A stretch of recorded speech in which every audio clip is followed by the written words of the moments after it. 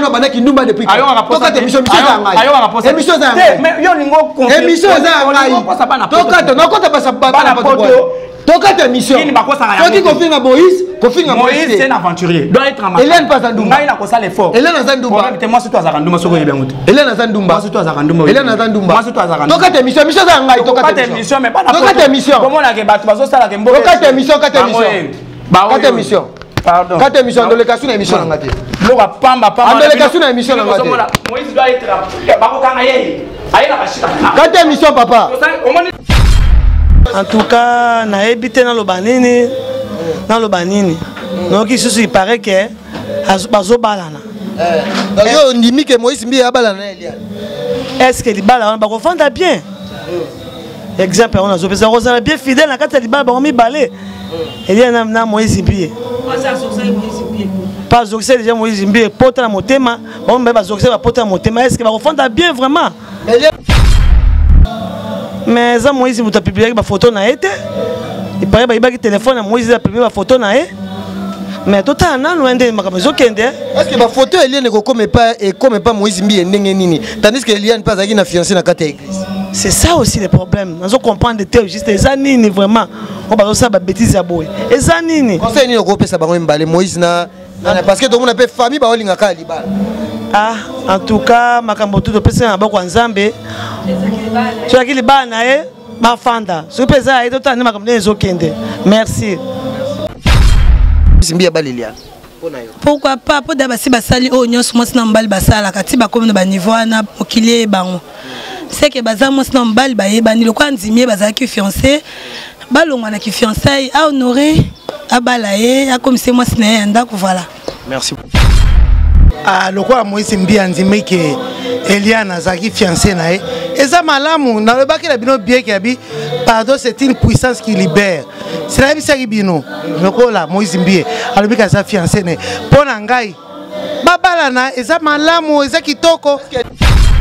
Moïse Mbiye na oki kolobarara soki Moïse Mbiye a accepté que Eliane a sa fiancée na d'abord félicitations au pasteur mais so to landeli yango sur le plan juridique ndenge bazo samba a sali yango peut-être parce que peine na ye epese pendate moni muto andimi alobi te moi si on a ça moi sinangai peine nango pena na ebité soki l'état congolais a un article moko boye lo barake moi sina mobali so baza basangani faut bakanga ba po Eliane aza déjà majeur si le Moïse a assumé que a accepté que Eliane aza moi sina c'est-à-dire ayebini nazo ça après ça ba voko baza makasi ne ba ebisi que loba bongo que aza moi sinon po peine ne kita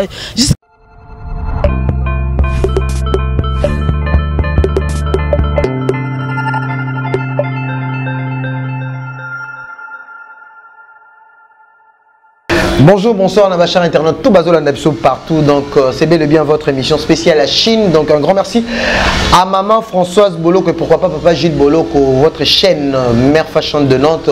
Nabi Kebozo s'abonner vraiment, Mikolo, Mambolobi Kénan, chaîne Nabino, Mère Fashion de Nantes, ils ont édifié bien dans émission. Je pense que Lélo, avant tout ce micro baladeur, Toroyamba, de Konabiso, Boyebi, le Bogard de la presse, Toro Solara, par rapport Yamarambo, Mikolo, Boyebi Amo, qui est Moïse Mbiye. Azaki déjà na procès, Azongaki vendredi passé, et puis lundi Azaki na tribunal, hier aussi Azaki na tribunal, donc 2 jours Azaki na tribunal. Je pense que selon de rumeurs, Moïse Mbiye a accepté Eliane comme fiancé naïe, Batumsou Balobi qui est non famille Eliane, va s'imposer. Pasteur Moïse Mbiye a balayé. Et en dehors où allons-nous? Procès au Balobi qui est le 13. Si on a bakati maramute to ka ikara to mona ki na internet ndenge la fille o azalaka pour Eliane o azo soutenir Eliane a dit que Moïse Mbiye a bika ki fala qui est présent. Donc je serai pas seul na cible dans zala na Bogard de la presse au to ko meka ko solana parce que ngana izara mo le débat parce que il y a zala contre pe batou à un mot pas zara pour donc to ko meka to ça ne débat par rapport ndenge de ces documentaires qui par rapport à l'affaire Oyo, Eliane et le pasteur Moïse Mbiye. Déjà là, je vais dire bonjour à mon invité qui est le Bogard de la presse. Bonjour Bogard de la presse. Bonjour Peggy Titan. Bonjour la mère Fashion de Nantes, Bambota, 3 places à Zali. Bonjour na maman Claudine Lagrasse. Mon thème à papa Simon les meilleurs. Bonjour na yo Mokopé, bonjour na Batutu Clarisse, chinois noir. Maman Tato place aux alliés. Merci beaucoup. Na lingi juste na rectifier muké. Par rapport yo lobby que non ngai na finga kaba ou bien na télé mais la rabatu. On dit que la vérité est têtue.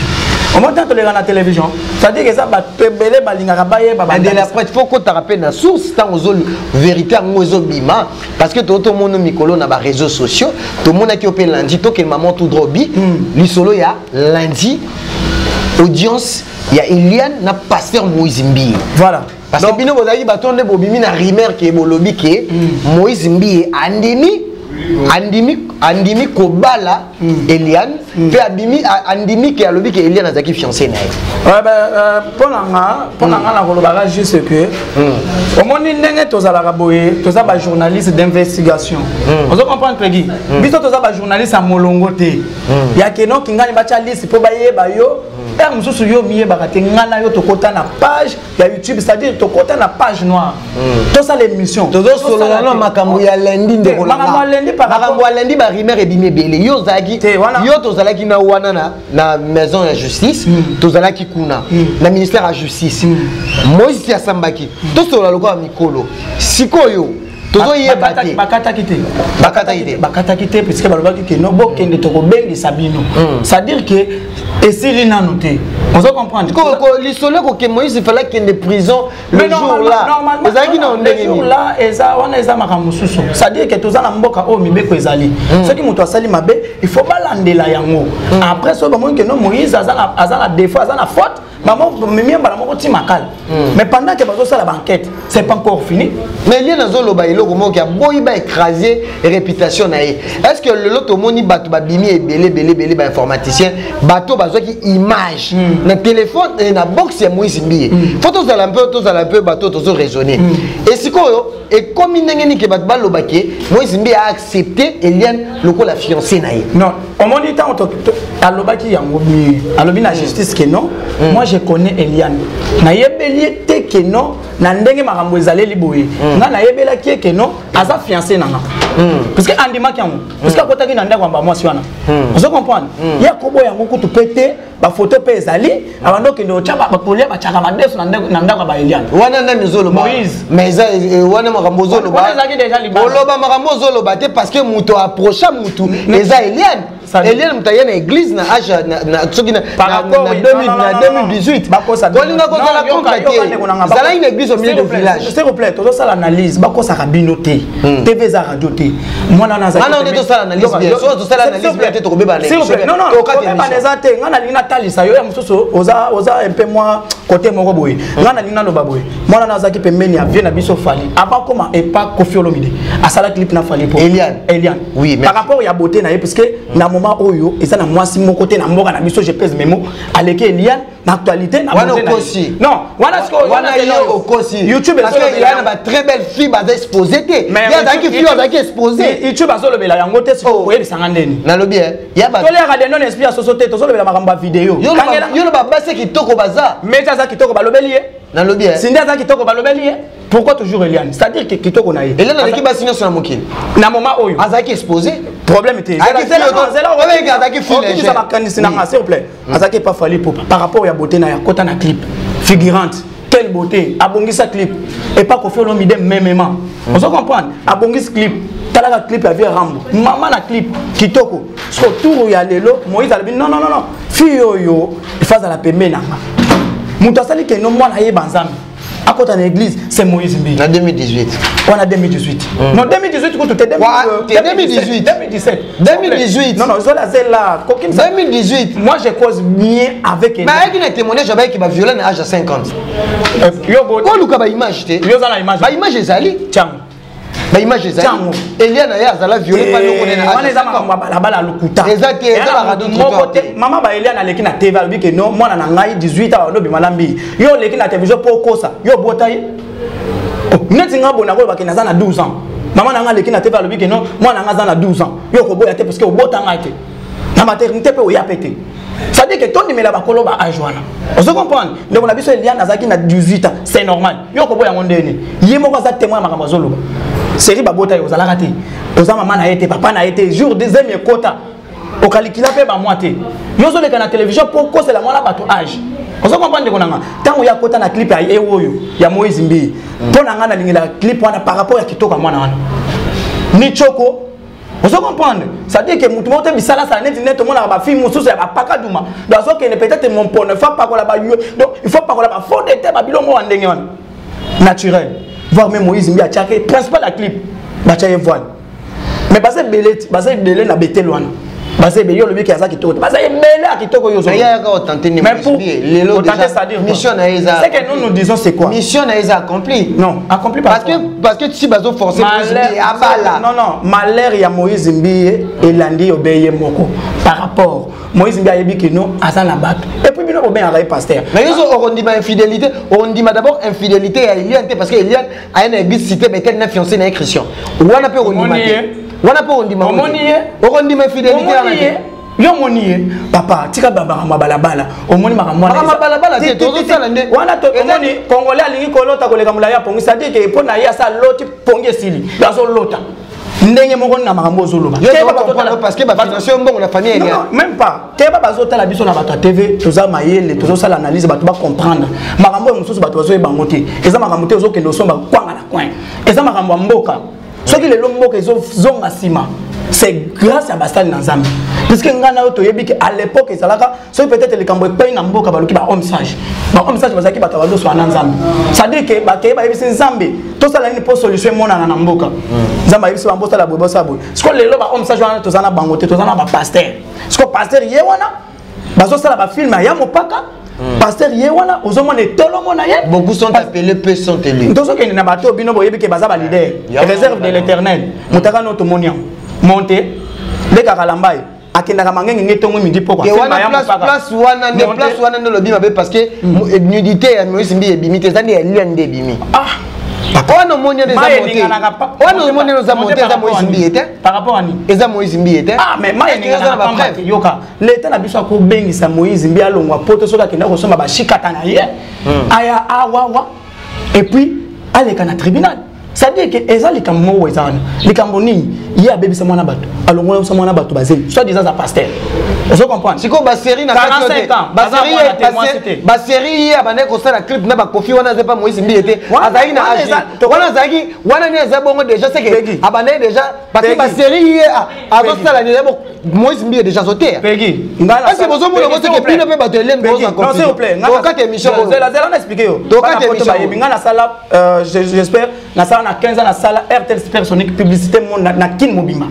na 15 ans nazaki moi qui nazaki mineur bachanga partout dans le partout na kin bachanga na banini nini bakata nini donc pona koloba ki ngana sala publicité ya RTL Supersonic ngana ndeko nanga de fembla matadi nazaki moi qui nazaki mineur on se comprendre wana eza passé na soyez permis na ba mais ça n'est pas ça azaki déjà exposé de son problème était par rapport ya parce que moi na waza moi qui se respecter dans ba parents mais moi nazaki kitoko na ye basali la kitoko mwana moi nazaki kitoko na ye donc c'est que topesa ba maman o ba pesa témoignage ya Eliane na lingo la baliki que abandonné déjà mon boulot na âge amke ba maman na bazaka baba na enda kumako mais ana témoignage déjà wana bazo ba peut-être sozi ya mutu bazo ba na Eliane par rapport ya ndenge to yebeli ba yo zaka contre Moïse Mbi naza contre basali na Nzambe naza contre Moïse Mbi et puis nga kutu na ko soutenir bato ba ko sala marche pour Moïse akota toujours en prison est-ce que okolo ba d'abord innocence qui a Eliane eza wapi parce que Eliane lelo zolo ba ke ba écraser personnalité na ye par rapport ya lokota Moïse Mbi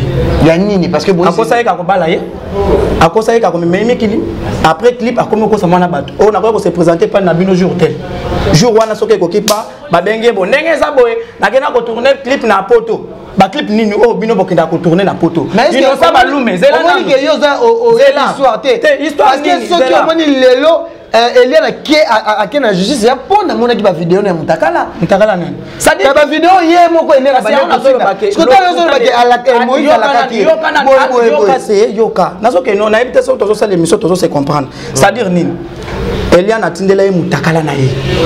Tant que chérie nanga mon bébé talaka basa na nzambe. Tant que yepe Eliane azana mobile na kati ya église. Te aza mobile na ye Moïse Mbi. Te ana mobile na Christian ba yene na église na 2018. Christian siko aza vidéo na ye ya mutakala. O Christian ne muta découvert on ba découvaki ba découvert on ba zwaki yango. Mais c'est ça l'histoire. Eza lokota. Autrement bazolo baboui. Que ba Jérémie ba baziste ya Moïse Mbi. Par rapport ya vidéo ya Eliane. Ezaki na kati ya téléphone ya babaziste wana. Sikoyo bango bon na ebité Moïse ango so ba téléphone eza code te ndenge bakangaki bango baki non bato ba publiaki photo bango ezaki na téléphone ya Moïse Mbi bakangaki bango Elvis ndeko na biso asala théâtre pe Caleb baka Lewis c'est Lewis bakangaki bango ta bakangi bango batiki bango par rapport ya innocence na bango ça dit que bango ba lobi boy vidéo eza na kati ya téléphone ya Moïse Mbi parce que ngai na bando c'est la réponse ya Moïse alo batie téléphone ngai ebungaki poto ba ke seke ebungaki na église bandimi na baza ba miyibi ba yibi téléphone ba publier photo wana puisque moi na aza conscient alobi bien que non na na mutu mususu oyo nga na tindela vidéo te à part Moïse comment ebimi na internet papa la vérité te tu les choses est clair nga na tindela vidéo na nga mutakala na tindela mutu mususu te siko ngai lobi bo to mona na internet to ko bana na publier mais il y a une pas moins sérieuse une fille au hasard na kate église avec un pasteur donc to benga ngo zaki anako luka moyen ko séduire Moïse Mbi pasteur au moins pasteur pour en réalité asa président mboka ba dirigeant mboka fait à la pasteur parce que tous les jours asa na population ça dit tongo midi pourquoi dimanche mardi mercredi asa na population azo sa population ba dirigeant mboka asa ba pasteur ba to ba sa moral ba jeune na kin asa ba pasteur yo yebi ke oza président église oza mutu munene na église comment au cause de la peut-être ok koluka moi butu na moko boy moi mignonne moi peut-être à quartier moko boy bolo vakanayi peut-être à quartier zanan Eliane ayebisaki ke koloba la miso ba tuté menga na kobala yo mais na système kaka Adam sonaka mwana bato azuizemi balongoli defazemi alongoli mais papa yako se présenter pas na biso te on a koya zana sisa na clip ya auto social na koya Poya boy akay Afrique du Sud Poya boy akay poto mususu kutu lelo likambo ekpeke yango boko forcer Moïse Mbi aba Eliane mais normalement il faut balayer pour garder dignité à mwana wana pondenge za boso ga dignité ni nango zolo ba dignité déjà Eliane c'est bébé qui depuis kala quand yo zolo ba kabima déjà na ba clip déjà ça veut dire c'était une fille ou azaki déjà exposée depuis batutu baleka na ba clip Moïse Mbi aza mobile liboso na vie Eliane na bien pona yo kasi la vérité te ti okolo bango ndenge na lobi répondre ngai que yo répondre ngai mobile la vie eza Moïse Mbi puisque yoka pona nini yoka pege pona nini nazo ba bon pona nini aleka pas confier le fali popa yo mona ba bloka boyelega aleka pas confier le midi mona ba bloka boyelega mais aleka pas Moïse Mbi bloka boyekoleka nde ça dit que bato o bango ba bengaka baza ba païen nzoka ba vrai bato en réalité ko to bato na ba formaka bato te yo kazane tu mutu na biso net sindi leke soka za peut-être pas Michael Malinga yeba no be pas Moïse Mbi bango ba fula ka bato te ba fula ka te ko mona ka Moïse Mbi liboso ba o batikali sima bangwana okoyeba bango te ba bazisi oyebi bango te mais lelo soko lingo tanga ba bazisi o ya mokili ya ba misa mokili ko tanga marka house ko tanga ba 50 ko ça dit ba fula bango mais bango sont déjà batu na nzambe ba fula ka batu te ndele c'est que nzambe apesa bango do ko fula batu te tolera de non esprit à société basa na nzambe zo ko faire chier mboka na biso en réalité des choses Moïse Mbi doit assumer abala mwana wana puisque ko bala mwana wana et ko sala bien pour na regarder dignité Moïse Mbi pas colite 45 ans d'âge oh na yebi Moïse a combien de gens à 45 ans et bon âge ne pona ni yo zolo ba mensonge de Moïse a dans âge ni pona yo Moïse a 35 ans 35 ans banda 2012 toujours 35 ans Moïse a 35 ans 35 ans les gars âge Jésus ko fait ça dit que normalement l'homme doit être en mariage il y a yo ka ba posaté mais yemo Moïse a le bango on se marie pas parce qu'on est beau parce qu'on a l'argent on se marie parce que on a trouvé peut-être il attend la femme de sa vie mais Peggy on est à l'okuta yango sikonde Eliane ko la dino avec une église tellement baloba avec une église Moïse yango ba mariage jamais comme il faut bana poto Moïse mutu yango Eliane na etula mutabengisa ki Eliane na église eza Moïse Mbi Eliane na ya bana la kisa Bible oza kitoko la mariage na ye pas ya Christian na 2018 aloba yango ke ba dévierge et pas noko na âge 5 ans ba violer plutôt Christian moi c'est à bongo papa eza lokuta nga nazo yebiso Moïse Mbi c'est un aventurier doit être arrêté akobala moi mais soka zala ki anga arrêté mais anga ki de boye bisa yepa balade ebe eloko sali Moïse Mbi et par rapport Moïse ayebi pri ya kabelo te ya mwasi ayebi te ke bafutanga bana classe Moïse est responsable papa na église wana responsable c'est à dire quoi Moïse d'abord quand tu vois déjà dans l'église responsabilité moto banananda, c'est-à-dire à la maison. Aux moi c'est non, c'est responsabilité. Non, wana eza ba biloko pamba ya chana na jingi jingi. Donc on a par rapport à nini, par rapport à responsabilité à moto et banananda, c'est-à-dire aux ana mwasi, aux ana bana. Oyebi ke moi na ngai na Minerval ba futa raye, ba senga raye. Mais moi déjà ça na mwasi na déjà. Omoni. Bon ça déjà tout. Omoni. Comment forcer moto. Mais normalement parce que eloko ça les par rapport à sa stabilité na vie. Normalement pasteur doit être stable na vie. Comment passer à cause de la stabilité? Moi c'était moi. D'abord le mot stabilité, le mot stable là. Est-ce que yo ko maîtriser le mot stable?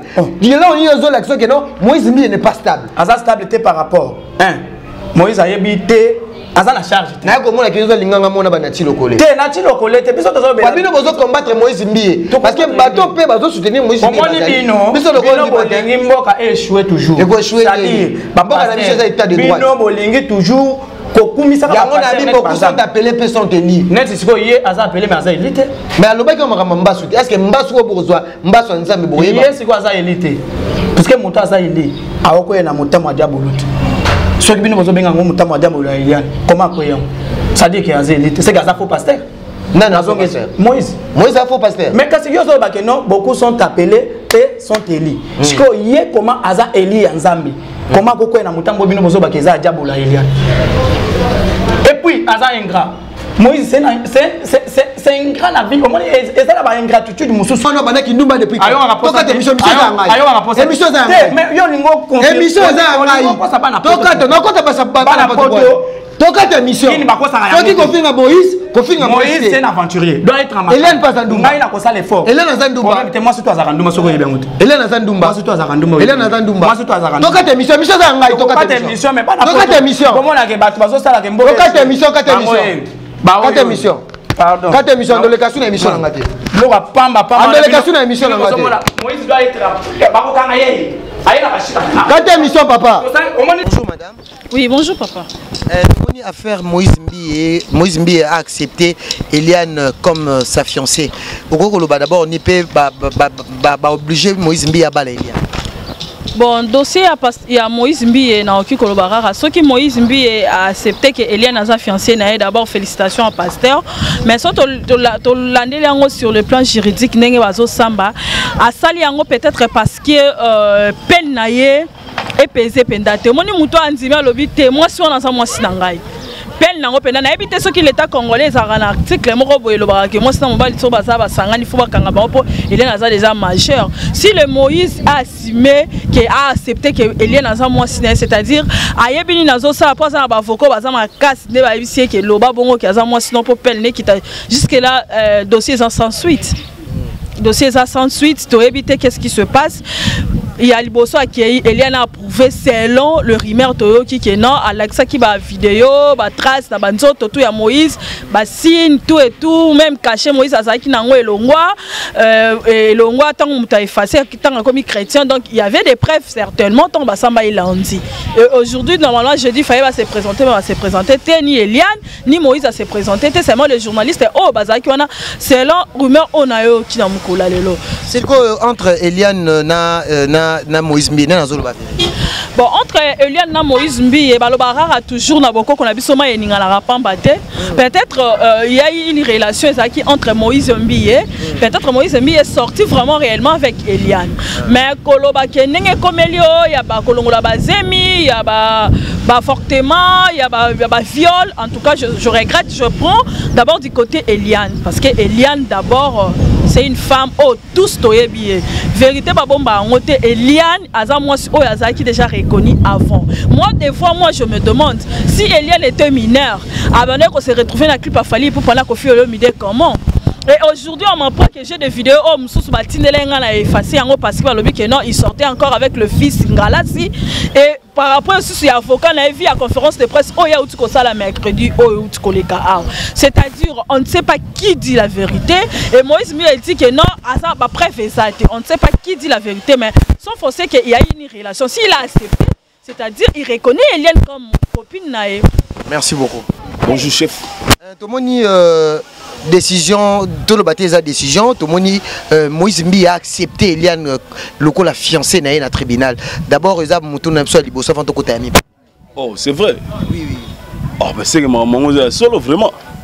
Sinon, quand on va aventure, il y a un monté moi kuna. Donc, en numéro, on va au niveau du tribunal, il y a joué ma fiancée. Ah, mais là, on comprend que c'est mon kilon et baby. Comment ça analyse ni l'affaire Eliane na Moïse Mbie qui parle la vérité? Bon, on a moni Eliane a lobby vérité. Pourtant, on te dit sur 10 000 comment on y va au tribunal. C'est que la vérité Eliane a ndoroloba. Nous Eliane a lobby, c'est la vérité. Pour ceux qui ont la vérité, tu sais, on a vendu boue. Vous avez expliqué que non, fille moraïa noté, voilà. Non, carrément que non, ça ma normalité. Mais tant on a dit on a tribunal que non, fiancé dans Gabon. C'est que ça nous Eliane a lobby, ça a raison. Et ça ni mingi uta le ressemble bezati. Tout Eliane a lobby, ça a raison. Les gens qui ont poussé Moïse Mbie à bala Eliane, est-ce que vous avez logo moya moté mato ezaka logo mo? Non, libala on est exactement libala ti. Ils ont libala maté parce que na niveau réseaux sociaux ba sambo déjà. Oui, parce que libala ni to va na kata parler to va ningana yo vraiment moi c'est mbali. Et l'image on est mais biso ko total yango. Yebsanga. Moi ezaki to côté. Dans libala na ezala libala te zaka no. Ba kena on a moi procédure mo ba bomisi entre bango. Donc on va même on a procédure on a. Conseil no pesa Eliane na pasteur Moïse Mbie baola. Conseil na ko pesa bango surtout Eliane. Na likambu oyo sali na mutu. Quel que soit quand il fallait pas que on a façon que on bien ti. Premièrement on est bébé c'est nous yemoko. Libala yemoko vina mo bimba Eliane et lali. Pour le nako ba bon Eliane ba panzani pour libala su ba kenango 2 à 3 ans que ba panzani Eliane a tikali yemoko ebsanga plus tard ba la suapi. Nana obala yi. Ils ont pas si le leur a sali concernant personne de Gonanga si quelque soit du canana nini. Ba vérité moi bomba entre yona mobali ko nga teo ko mission na sakanda. Pour la minute na yebi que na place za otalanga azo regretter. Na actuel c'est l'équipe entre na soit déjà pasteur. Déjà pas si mini. Donc conseil na porter ka yango wana. Merci beaucoup. Merci. Bonjour. Bonne santé. Santé bien. Toujours solo là par rapport à l'affaire Eliane et le pasteur Moïse Mbie. Tout le monde a dit dans le tribunal lundi, pasteur Moïse Mbie il fallait qu'il y ait des prisons, mais accepter Eliane comme fiancée naïda. Oh, et c'est solo vraiment basala kiango. Pour nga mona kiango na réseaux sociaux. Na s'intéresser na ngote na kwa na ngote pour nebeka makamba réseaux sociaux za makamba lokuta. Mais le quoi bolobi bon anzimi on sait que c'est solo quant à moi. On dit que pasteur Moïse Mbie a bal Eliane. Pourquoi pas pour d'abord si basali o nyos mo sina mbali basala katiba comme na ba niveau na okilier bango. C'est que baza mo sina mbali ba yebani le kwa nzimie baza ki fiancé balongwa na ki fiançailles a honorer a balaye a comme c'est moi sina ndako voilà. Merci beaucoup. Maman, bonjour. Par rapport à procès à lundi, Moïse Mbie a reconnaître que Eliane a sa fiancée na pour na ko lobanini. En tout cas, na habité dans lobanini. Dans le banini. Donc il paraît que bazo balana. Yo ndimi que Moïse Mbie a balana Eliane. Est-ce que les balana ba confondre bien? Exemple on a zo Rosa bien fidèle na kata libala ba mi balé. Eliane na Moïse Mbie. Pas zoxé déjà Moïse Mbie porte la motema, bon ba zoxé ba porte la motema. Est-ce que ba confondre bien vraiment? Eliane a lobby que aboua qui va écraser réputation na yango que na ina justice.